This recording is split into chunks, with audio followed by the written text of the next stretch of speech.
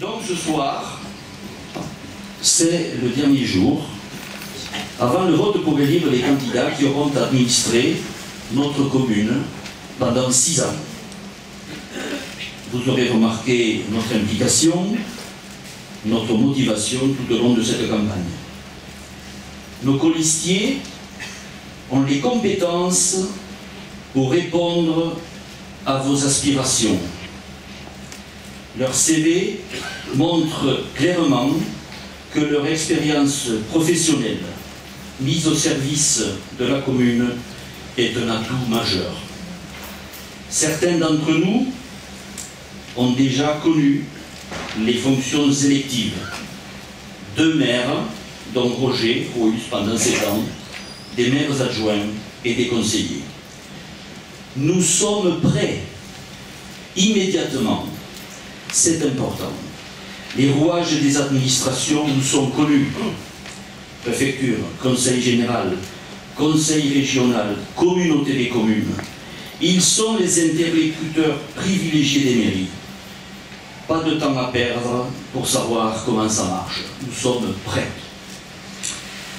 Nous vous avons proposé nos objectifs, qui sont clairs, réalistes, comme par exemple, entre autres, la présentation de l'avant-projet sur le port, ici même, le 1er mars.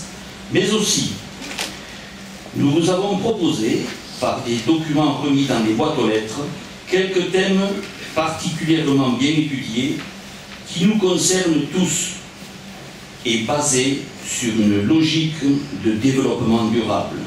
Ce soir, cette dernière réunion abordera, entre autres, un sujet hautement estimable, déjà évoqué sur notre tact que nous avons baptisé le 6e défi.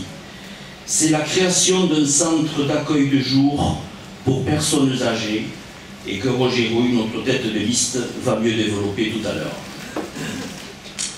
Mesdames, Messieurs, auparavant, je dois vous signaler que la réunion de ce soir comporte quelques contraintes, puisque nous sommes samedi soir.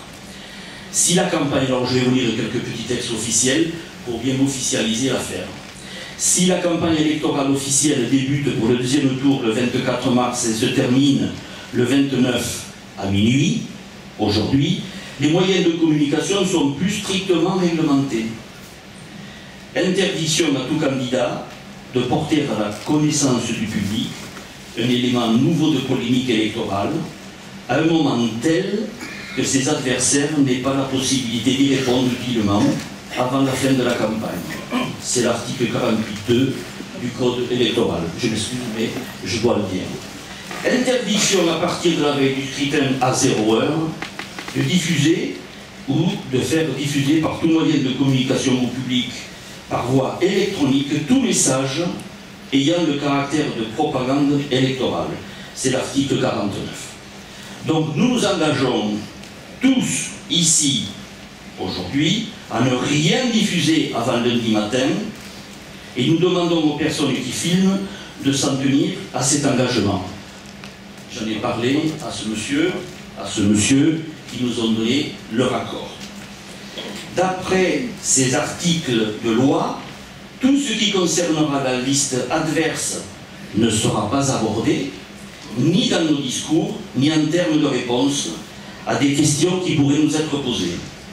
Nous nous tiendrons tous ici, évidemment et rigoureusement à ces règles. Merci de votre compréhension. Je vais donc passer maintenant la parole à Roger Rouhus qui va développer quelques sujets qui nous tiennent particulièrement à cœur et qui vous intéressent tous. Merci.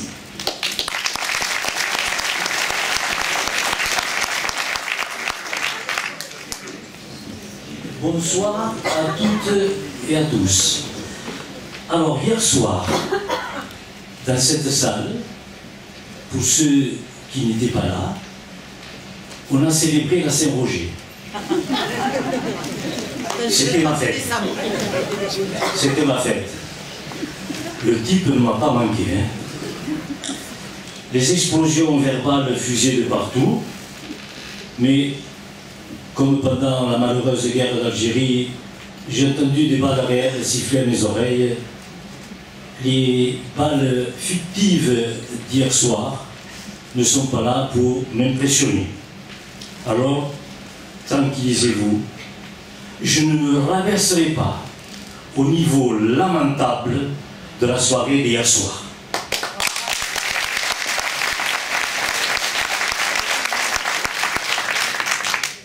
Mesdames, Messieurs, nous voici sur la dernière ligne droite. Nous remercions chaleureusement toutes celles et tous ceux qui nous ont placés en bonne position pour l'emporter dès demain. Et nous sommes persuadés que vous confirmerez cet élan spontané et authentique. 2 listes se présentent à vos suffrages. L'une de sensibilité de droite, l'autre de sensibilité de gauche, mais que nous pourrions qualifier toutes deux de sans étiquette dans la nomenclature officielle, car, à notre connaissance, aucune n'a l'investiture d'un parti. Et c'est normal. Pour ce qui me concerne, je n'ai jamais appartenu à un parti. La presse s'ingénie à coller à mon nom socialiste, à tel point que l'indépendant a jugé bon de mettre un rectificatif. Mais tranquillisez-vous, je ne renie en rien ma sensibilité de gauche. Le PS et le PRG nous soutiennent. Et puis, est-ce que c'est une honte de vouloir défendre une société plus sociale? Point du tout. Sauf erreur de notre part, notre concurrent bénéficie d'un accord écrit de désistement de la liste labellisée UMEP. Et c'est son droit. Mais ici, sur le plan local, ce ne sont pas les appareils politiques qui doivent prendre les décisions. C'est vous, mesdames et messieurs, qui devez décider en votant. C'est vous qui devez vous prononcer. Vous détenez la clé de cette élection, de l'élection de demain, donc de notre futur. Et puisque nous sommes sur le plan local, restons-y. Qu'il me soit permis d'évoquer quelques réalisations parmi tant d'autres que nous avons menées, mon équipe et moi-même, durant mon mandat, lequel a été critiqué hier soir de façon ignominieuse. Je dis nous, quand nous pensons que le jeu qu'emploient certains dénote un égocentrisme particulier. Alors oui, comme vous l'avez appris hier soir, nous avons donné 4,2 km de rue. Et c'est beaucoup. Tenez, si vous partez d'ici, en voiture bien sûr, 4 km, c'est bien au-delà de Polig. C'est bien au-delà du virage des Amandiers que vous connaissez tous. Et c'est à quelques encablures du code de los Portes. S'agissant de rue, c'est beaucoup, parce qu'il y a les réseaux souterrains, les trottoirs, les regards, les caniveaux. Donc 4 km, c'est beaucoup. D'autant plus que nous n'avons pu commencer ces travaux que 3 ans après notre arrivée à mairie. Et pourquoi? Parce qu'il fallait finir d'éponger la dette que certains qui jouaient des innocents avaient creusé bien avant nous. Alors, 4 km, ben je trouve que c'est pas si mal que ça. Bon, on a oublié de dire qu'on avait aussi regoudronné, souvent avec un bicouche, 22 km de pistes du terroir qu'utilisent au quotidien les vignerons de notre cru. Bon, vous avez aussi appris que nous avons reçu le ministre de l'Environnement. Il est vrai que nous avions obtenu le super pavillon bleu d'Europe avec 4 autres villes de France, grâce entre autres au travail des élèves de M. Fèvre, qui avait réalisé sur le plan environnement et écologie quelque chose de sensationnel. Isabelle, notre adjointe, est allée chercher le prix au Sénat. Monsieur le ministre est venu. Il a passé une journée très agréable. Il a même enfilé une combinaison de plongée. Il a plongé du Posidonie et puis un peu ailleurs. Le repas du ministre de son entourage fut concocté et organisé par Pierre Barnades, un cuisinier chevronné et talentueux. Merci Pierre, je ne sais pas si tu es dans la salle, mais je te remercie. Et tout fut apprécié, les mets et les boissons, toutes les boissons. Et durant le repas, au cours duquel furent dégustés nos meilleurs bagnous et nos meilleures collioures, Monsieur le ministre a porté un toast. Et je le revois, tenant le verre à la main, regardant les couleurs mordorées du meilleur vin du monde, le nôtre, et me disant, Monsieur le maire, quelle chance vous avez d'habiter et d'administrer un village comme celui-ci. On se plairait au paradis. Et avec un petit peu d'humour, je lui ai répondu, mais oui, monsieur le ministre, lorsque Magnoulin monte au paradis, c'est pour lui un jour comme les autres. Ça a déclenché le sourire de monsieur le sous-préfet. Merci, oui. Mais c'est vrai tout ça en plus. Hein. Ce ne sont pas des badinages de campagne électorale.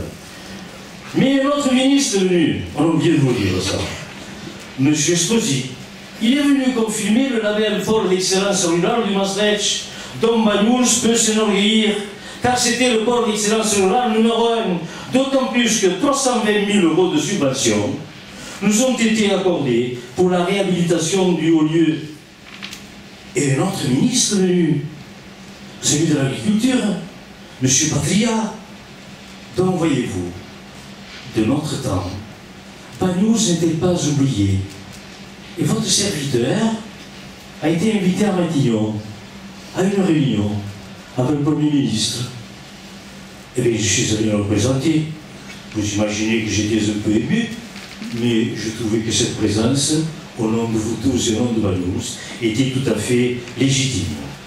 Alors, oui, autre chose, vous avez appris qu'on avait planté 250 oliviers.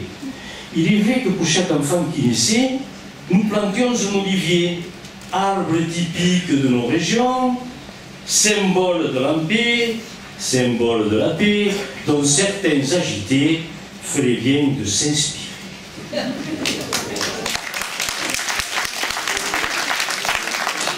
Il arrive parfois que l'on voit un papy ou une mamie donnant la main à son petit-fils ou à sa petite-fille, et allant arroser cet olivier qui porte son prénom.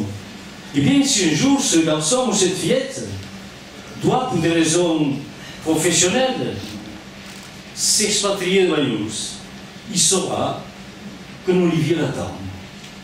Et ce sera une façon comme une autre de fidéliser ses enfants et de concrétiser l'amour qu'ils porteront pour l'éternité sur ce que nous appelons, nous, le plus beau village du monde. Résidence, personnes âgées, parlons-en. On vous a dit, il existe plein de projets variés. Non, il n'existe pas de projets variés comme annoncé ici ou là. Il en existe un, voilà, il est là. Il débouchait sur la baisse du prix de journée jusqu'en 2013. Il améliorait le bien-être des résidents et facilitait le travail des employés. Donc je salue le dévouement. Mais on a été battu en 2008 et le projet est toujours là, enfin il est toujours en mairie. Dommage qu'une suite n'ait pas été donnée. Le port, on l'a évoqué hier, donc je suis obligé d'en parler. Sujet exaltant, passionnant. Durant notre mandat, nous avons subi 2 tempêtes dévastatrices, avec des vagues démesurées dépassant le monument aux morts. Et nous avons agi. Nous avons commencé, œuvré pour la sécurisation de notre port. Tu l'as là? Ah ouais. Il l'a. Asper. Il l'a, oui. Alors, sécurisation du port. Vous voyez, ça c'est le quai des pêcheurs, le quai de la Casse du Thiers. Eh bien, les vagues avaient tout cassé là. Nous avons fait recharger tout ce qui est ici avec des blocs de plusieurs tonnes et puis nous sommes fiers Parce que c'est un Magnoulin qui mettait ses blocs. C'était le fils de Gartacos qui mettait ses blocs avec sa machine. Et on lui a dit qu'au moins il faisait honneur à Magnouls. Et puis on a rechargé tout ça. Ensuite, on a rehaussé à qui? À Spier, à qui? À l'arbre, à Meaux. On a rehaussé la digue. Vous la voyez? On a protégé. Et face à l'est, est-ce qui est l'est? C'est de ce côté. Face à l'est, on a fait le mur brise-vague. On a fait une carapace très longue d'une trentaine de mètres, chargée d'atténuer la puissance des vagues. À l'époque, on nous avait garanti pour des vagues, si ma mémoire est bonne, de 8,20 mètres. Bon, c'est déjà pas mal par rapport à ces tempêtes qu'on appelle centenales. Ce n'est peut-être pas suffisant, mais il vaut mieux ça que rien. Vous voyez? Alors, ceux qui trouvent, certains hier soir, on trouve que la situation du corps était alarmante, la situation actuelle. Eh bien, nous disons à cela que depuis 2008, ce n'est pas nous qui sommes aux affaires, mais que nous avons un projet réaliste, que vous tous, mesdames et messieurs, vous nous aiderez à réaliser, car tournons la page du passé et engageons-nous confiants et déterminés vers le futur qui nous tend les bras. Durant la campagne, vous avez reçu des documents détaillant nos projets, mais il en existe 3 que nous souhaitons rappeler et approfondir: l'emploi, la jeunesse et la sauvegarde des richesses patrimoniales. Les 2 premiers sont interdépendants. L'emploi, c'est la plus grande préoccupation des jeunes et de certains moins jeunes. Mais la meilleure façon d'évoquer un problème, c'est de l'affronter avec détermination et courage. Tout d'abord, en préambule, 3 affirmations formelles que Karl et Jackie auront enregistrées. Premièrement, ce seront des emplois nouveaux, innovants, hors du personnel communal, donc hors de vos impôts. Deuxièmement, nous ne sommes pas, nous, des marchands de promesses. Troisièmement, les projets doivent avoir une date, et les dates, nous vous les donnerons ce soir même. Donc, la santé, résidence personnes âgées pour Brèche, augmentation du nombre de lits, c'est prévu. Suppression des chambres à 3 lits, c'est prévu. Ce sont des emplois directs et pérennes, quand début ou mi-2016. Deuxièmement, création d'un centre d'accueil de jour parallèlement à la signature de la charte Mona Lisa. Mobilisation nationale contre l'isolement des âgés. Dès sa généralisation sur l'ensemble du territoire, nous signerons cette charte. Et nous sommes allés voir un centre d'accueil de jour qui existe en Espagne. Pour nous, mesdames et messieurs, le sens de l'humain est prioritaire. Certaines personnes âgées s'enferment dans la solitude, ne sortent plus et glissent doucement vers une perte d'autonomie. Bien sûr, il y a des services d'aide à domicile que nous soutiendrons, mais en France, il y a 1 900 000 personnes âgées qui sont en situation d'isolement relationnel. C'est un enjeu de société. Qui financera ce centre? 1. Les pouvoirs publics.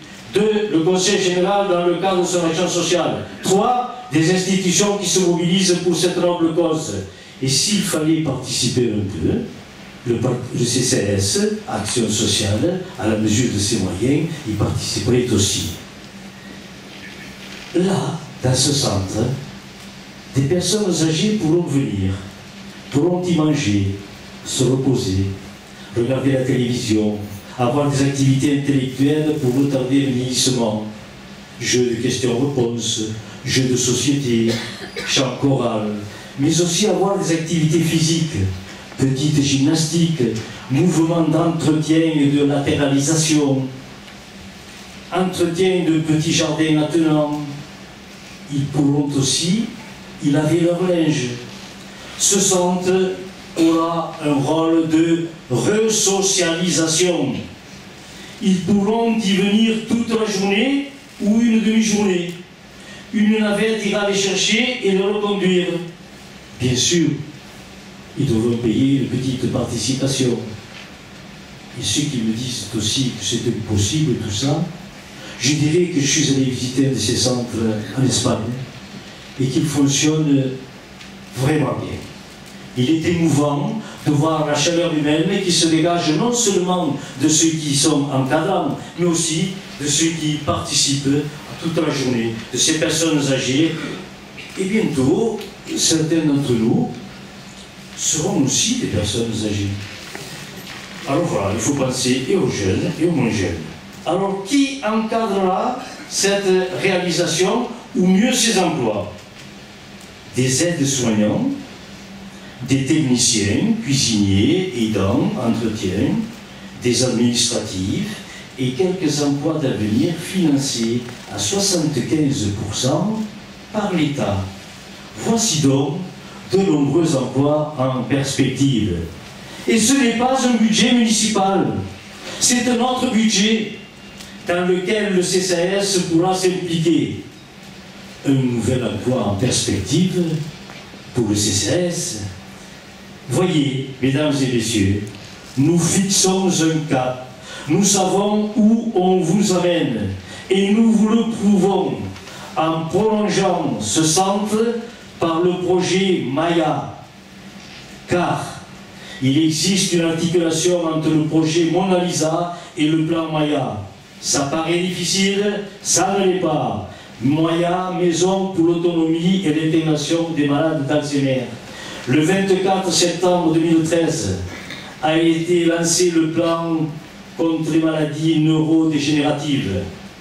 Le fait d'avoir signé précédemment la charte Mona Lisa facilitera la création d'une structure Maya agréée, donc financée par le Fonds d'intervention régionale, la Caisse nationale de solidarité et de l'autonomie.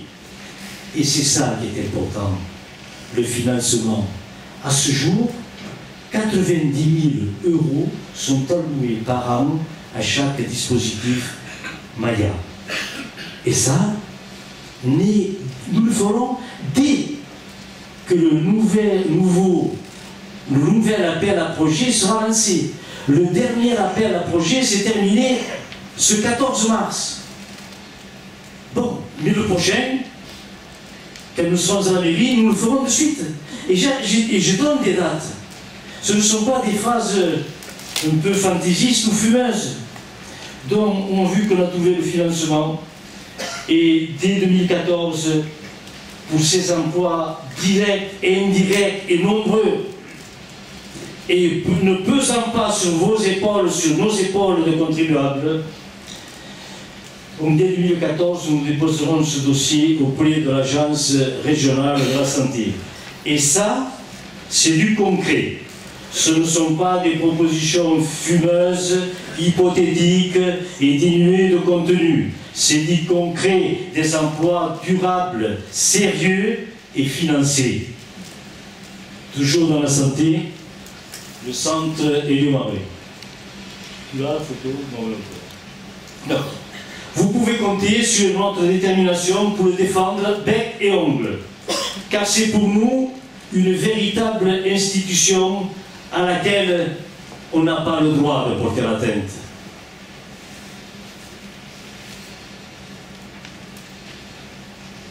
Nous changeons de thème et nous voulons à la viticulture. Est-ce que tu as une photo? Tiens. C'est le sceau de notre doyen Relais qui a été photographié. Viticulture et la nature, nous l'avons déjà évoqué lors de la réunion précédente, je ne vais donc pas m'y attarder. Bref, rappel de l'action Solidaire Vigne, il faut dire que l'écho de cette action innovante a dépassé les limites de notre commune, voire de notre canton. Au vu de la cinquantaine d'hectares du cru qui chaque année périclitent ou sont abandonnés, nous avons décidé de proposer la reprise de ces vignes par des associations d'insertion qui donnent du travail ou par des particuliers. Tout ça par le biais du CCAS, Centre communal d'action sociale, dans le cadre du gagnant-gagnant. Tout le monde sera gagnant. Ce viticulteur âgé qui ne peut pas travailler sa vigne, et puis il sera gagnant. Parce qu'il verra que sa vigne continue à être travaillée et parce qu'il percevra 1/7 de la récolte. Autre gagnant, l'exploitant. Et enfin, le cru en général, car cela augmentera la production qui, comme nous vous l'avons démontré, baisse depuis 2 ans. Le CCAS sera le facilitateur. Voici donc de nouveaux emplois. En outre, création d'une fondation du cru au haut lieu du Maastricht. La salle capitulaire sera réouverte pour des dégustations, des séminaires, des assemblées générales, des expositions, des concerts, des mariages, des réceptions. Ça rapportera. Et c'est là que viendront se former les élèves de la section sommellerie du lycée d'Argelès. Couplé à la redynamisation de la maison du devoir, la réouverture concrète de la salle débouchera sur la création d'un emploi qui, en outre, rapportera des bénéfices au CCAS qui en a grand besoin. Un poste de guide de terroir sera aussi pourvu. Il sera financé en partie par la participation et dans le cadre des emplois d'avenir. Nous faciliterons l'œnotourisme actif. Vous savez, ces actions qui consistent à faire découvrir le terroir, dont l'authenticité et l'exceptionnelle qualité des produits le rendent incomparable et unique. Cette découverte pourra s'effectuer à pied, à cheval, avec le centre équestre, par mer, avec une navette maritime, mais aussi par voie aérienne. La coopérative a déjà initié cette expérience et elle connaît un grand succès. Ensuite, nous créerons une brigade Asper. Au fil des ans, j'ai oublié pour Maastricht, nous réhabiliterons les divers étages du Maastricht. Vous connaissez tous la salle capitulaire, mais au-dessus de cette salle capitulaire, il y a une salle qu'on croirait directement surgie du Moyen-Âge, avec des lits anciens, des lits à baldaquin, du bois, une cheminée énorme. Eh bien, ceci, il ne faut pas grand-chose pour le réhabiliter. Et doucement, au fil des années, on pourrait arriver jusqu'aux étages supérieurs. C'est un gîte. Il n'est pas loin du GR10, qui de Manous part jusqu'à Andaille. Et ceci serait encore un pourvoyeur d'emploi. Oh, je ne veux pas dire qu'on va le faire l'an prochain. C'est au fil des années. Mais il faut avoir de l'ambition pour son village. Et c'est notre cas. Brigade rurale, que nous avons annoncé. Nous irons chercher l'argent là où il est. À la DREAL, direction régionale, et encore à l'État, qui peut financer à 75%. À quoi servira cette brigade rurale? Nettoyage des chemins, curage des rivières et ruisseaux, qui sont souvent la cause des inondations que nous subissons. Nettoyage des caniveaux et des buses, nettoyage des lisières des bois communaux pour lutter contre les incendies. Soyez assurés, mesdames et messieurs, qu'avec la vaillante équipe qui m'entoure, nous saurons nous donner les moyens de nos ambitions, de vos ambitions. Ambition pour l'agneau, évidemment. Alors, viticulteurs, oléiculteurs, apiculteurs, nous sommes à vos côtés. Et j'ajoute que tous ces emplois créés seront pour les Bagnoulins, à compétences égales. Pas besoin d'aller chercher plus loin ou ailleurs les compétences que nous avons chez nous. Et tenez, prenons des risques. Dans le courant du mandat, nous créerons entre 30 et 35 emplois minimum. Notez-le. afin de pouvoir, à la fin du mandat, nous reprocher de ne pas l'avoir fait. Mais je pense qu'à la fin du mandat, vous nous féliciterez de l'avoir fait. Et ce sont des emplois nouveaux et innovants. Je vais passer au tourisme. Le tourisme est avec l'agriculture une composante essentielle de l'économie de notre village. Voici nos objectifs. Allongement de la saison, en soutenant les événements existants, mais aussi en créant, je ne sais pas ce qu'il est, ah super, super, mais aussi en créant des événements nouveaux, salon du livre jeunesse, festival international de la culture, festival de théâtre, le salon du bagnouz et du chocolat. Nous ferons au moins un événement par mois tout au long de l'année. Mais pendant la période du 15 juin au 15 septembre, nous ferons ce que nous appelons déjà les vendredis de bagnouz, pour permettre à une clientèle de jour ou une clientèle de week-end de venir apprécier notre station. Ensuite, pour accueillir les touristes, nous augmenterons les places de stationnement en créant de nouveaux parkings comme celui de la gare. Il faudra renégocier avec Réseau Ferré de France, mais renégocier avec fermeté et pas à n'importe quel prix. En aménageant encore mieux le grand parking des Elmes, en créant une zone de parking délestage pour les nombreux visiteurs qui iront au nouvel aquarium du laboratoire Lago.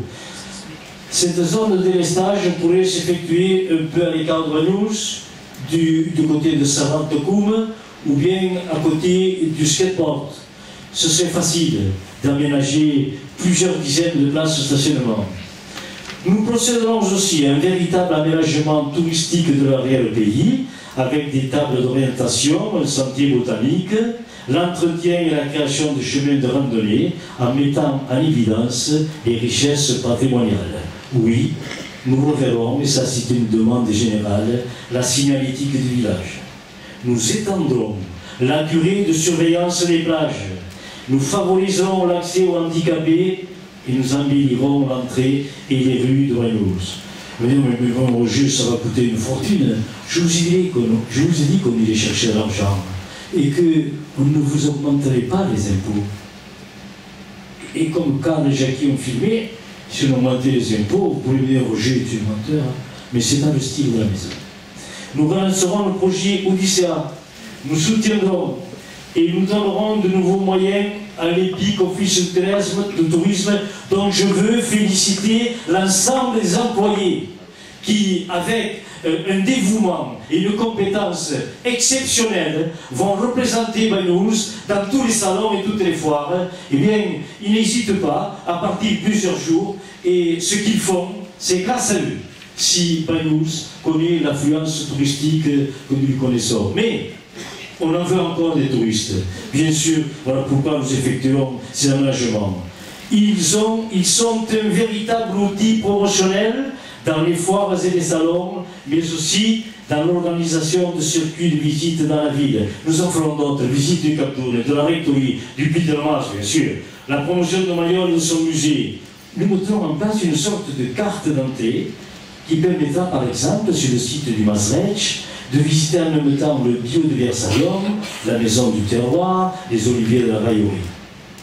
Ainsi, Bagnouz suivra, et sera attractif tout au long de l'année.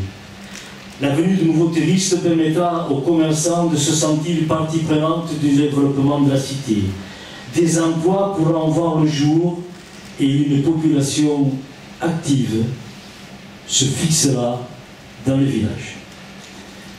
Pour ce qui me concerne, j'en ai pratiquement fini, mais un des thèmes que je vous avais annoncé, c'est la jeunesse. Qui, mieux qu'Émilie, peut vous parler de la jeunesse? Tu veux bien, Émilie? Alors c'est Émilie, notre Émilie, qui travaille beaucoup auprès des enfants et des adolescents handicapés. On t'aime, Émilie, on t'aime. À toi.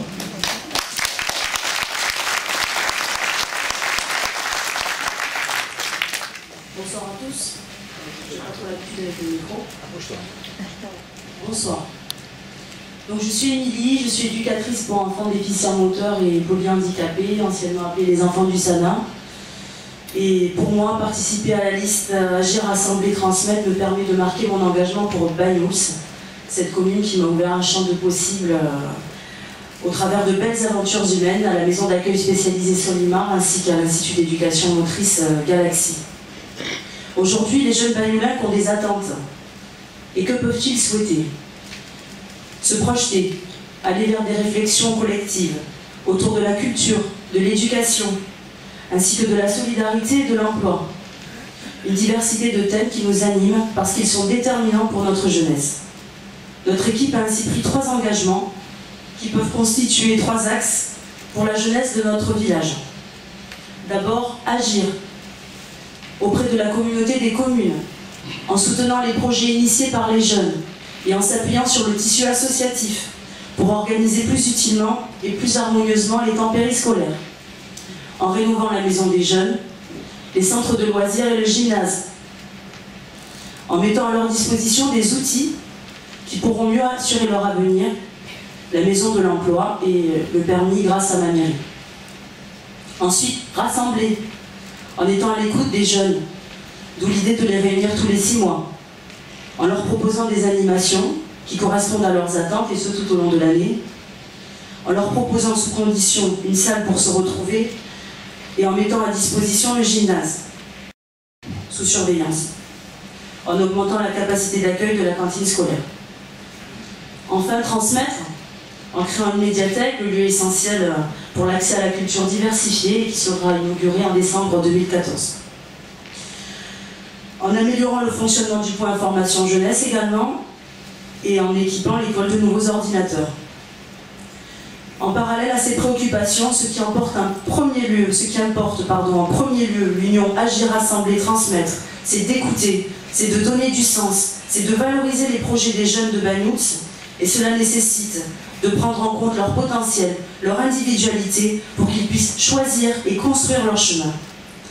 En conclusion, je dirais que la pluralité des acteurs et des parcours que constitue le socle Agir, Rassembler, Transmettre tend à réouvrir un dialogue avec la participation de tous les Banyulins et ainsi pourront être fiers de leur village, heureux d'y vivre et de se retrouver.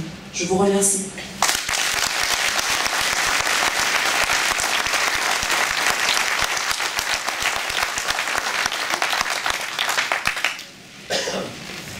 Alors, en exclusivité, Émilie vous a annoncé que nous inaugurerions la médiathèque au mois de décembre.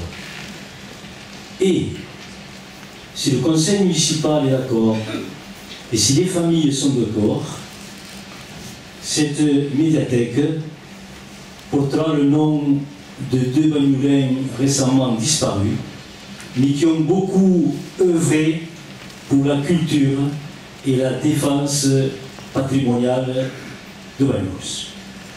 Le 3e thème que nous voulions traiter parlait de la sauvegarde du patrimoine et des richesses environnementales de Banyuls. Et pour parler de ça, nous avons choisi le plus compétent d'entre nous, notre doyen René Vial.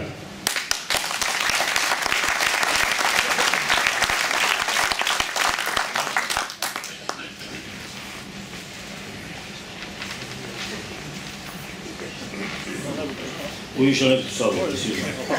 René, c'est le seul d'entre nous qui utilise 2 paires de lunettes.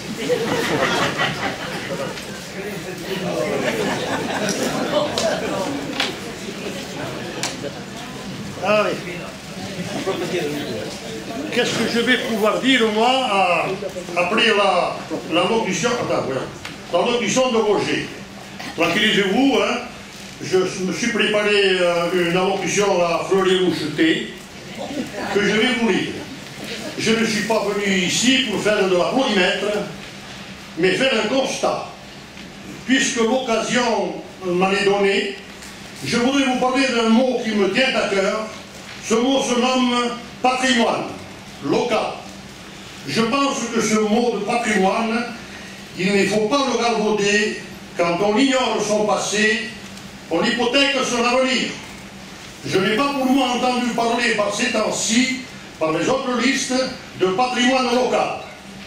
Il y a certes des actions bien plus importantes à mener, l'emploi des jeunes, le chômage, le maintien des maisons de santé, la mise à l'eau, le port, la voirie, la culture, le sport, les maisons de retraite, le bien-être de vivre ensemble, que sais-je encore.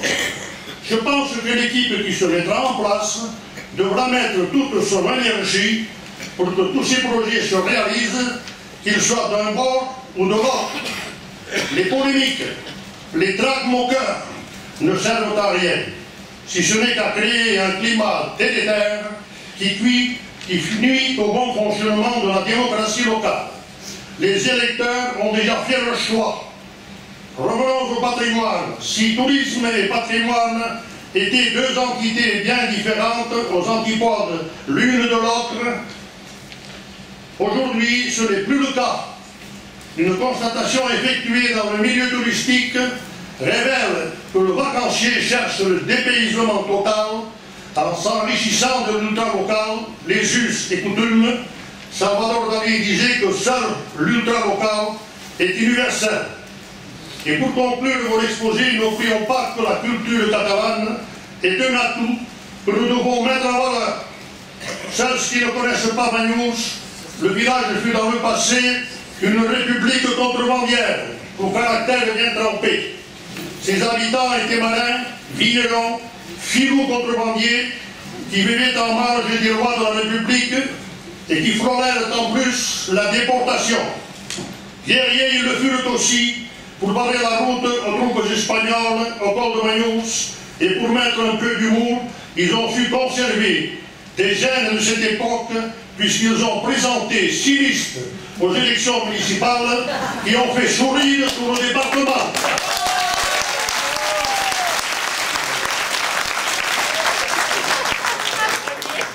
Et pour finir par le biais de l'association Fête des Vendanges, vous dire aussi qu'avec moi-même, Roger et Jean-Pierre Stevenazzo, que vous connaissiez tous, nous avons mis en place tout un réseau de recherche pour mettre en place ce qu'ont réalisé nos anciens. C'est une tâche qui nous tient à cœur. Quel que soit le résultat des élections, nous continuerons à mettre en valeur le patrimoine banyulin, que ce soit pour nous et pour tous ceux qui ont choisi de vivre avec nous. Vive la Banyuls! Les barques catalanes, emblème des marins de Banyuls, auront aussi leur ponton aux couleurs de la ville. Alors demain, à votre âme et conscience, vous allez voter pour élire votre maire. Quel que soit le résultat, nous continuons tous de vivre ensemble. Que ce soit l'un, l'homme, comme on dit, du passé, et l'autre, l'homme du passif, qui se dit de l'avenir. Alors, votez Roger Rouille, le passé deviendra l'avenir. Vive Banyuls, vive la République!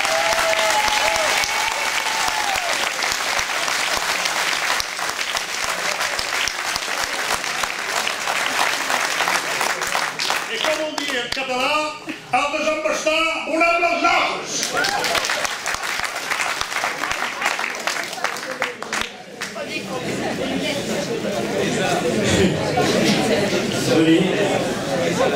René, tu es le meilleur d'entre nous. Et là, je ne sais plus quoi dire. J'ai la traduction de ce qu'il a dit à la fin. Ah oui, il a dit al desembastar veurem les nafres. Voilà, pendant le vendange, les mulets ont un bas. Et on charge de comportes très lourdes parce qu'on tassait les raisins et les deux comportes réunis pesaient autour de 130 kg. Et toute la journée durant, ces mulets descendaient, remontaient, parfois même les traginiers qui voulaient faire des heures supplémentaires, la journée finie, allaient faire ce qu'on appelle un retorn, le retour. Et jusqu'à la nuit tombée, ils allaient chercher les comportes. À la fin du vendange, lorsque le muletier, les traginiers, enlevaient le bas de ces mulets, il était plein de cicatrices, de plaies. Et bien, à l'issue d'un mandat, quand on va enlever le bas, on verra les cicatrices laissées par les prédécesseurs. Voilà. C'était la traduction que j'ai fait un peu long pour l'expliquer. Mesdames et messieurs, la semaine dernière, notre pacte s'est engouffré dans les lignes adverses et a marqué un essai. je pense à l'USAP. Demain, à la sortie de mêlée, ouvrons, fonçons et marquons l'essai de la victoire au milieu des poteaux. Alors, si vous ne voulez pas voter pour moi, votez au moins pour cette équipe, compétente, valeureuse, dévouée, au moins pour eux. Parce que vous savez qu'avec nous, l'humain sera une priorité en toutes circonstances. Et qu'à tout moment, vous trouverez un interlocuteur attentif. Avec nous, tout le monde sera traité sur un pied d'égalité. Le concret et l'efficacité guideront nos actes. Avec nous, la mairie sera la maison de tous et pas celle d'un clan. L'intégrité sera comme une devise que nous pourrions ajouter au fronton de la mairie, aux côtés de liberté, égalité, fraternité. Mesdames et messieurs, la République est la recherche de l'intérêt commun. Alors, que la raison l'emporte sur l'aléatoire. Demain, confiez-nous les clés de la ville et vous ne le regretterez pas. Vive la France, vive la République, vive Valou!